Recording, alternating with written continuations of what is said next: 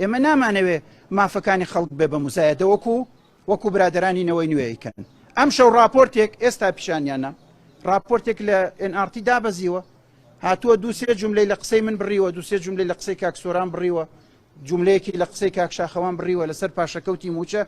پاشەکەوتی موچەش ئەمەیە کاکیگیان 100 یعنی 50,000 6,000 100,000 لەسەر موچەیە زیابێ زیان نابێ. ئەوە تا وەزیری دارایی هەلێم هەلەی سۆڕایگەیان زیایی ناکەین. باشە تۆ هاتووی نەوەی نوێ هاتووە شەسی ئیمزای بۆ ئەم بابەتە کۆ کردوێتەوە لە ڕەمەزانە بە هیچ فراکسیۆنێکی ئێمەی نەوتووە، ئەمە ڕوون بەبەمبی دیا بڵێن. تۆ لەو پشتەوە ئیمزا کۆکەیتەوە، من چوزانم ئەم وەرەقەی تۆ چیتیان وسراوە بۆچی ئیمزا کۆکەیتەوە.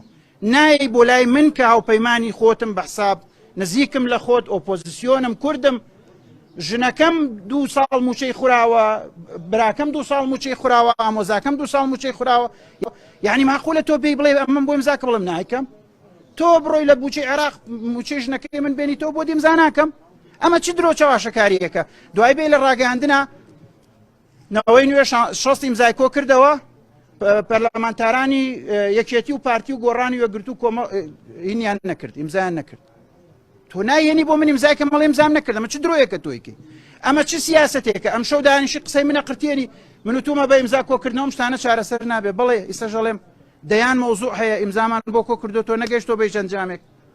بەڵێ بە ئیمزا کۆکردنەوە نییە، ئیمزا کۆکردنەوە سەرەتای مەوزوعەکەیە. هەر پرۆژەیە بتەوێ سەریخەیت فەرمونەوەی نوێ تۆ ئەندامونیە لە لیژنەی دارایی. ئەم پرۆژە چۆن دیفاعلیەکەی؟ من لەسەر هەڵەبجە پێشنیارم بۆ بوجێ عێراق کردووە، بەس بە دکتۆر جەمال ئەڵێم یا بە ئەندامێکی لیژنەی دارایی ئەڵێ متابعی بکە، تۆ ئەندامن نییە لە لیژنەی دارایی.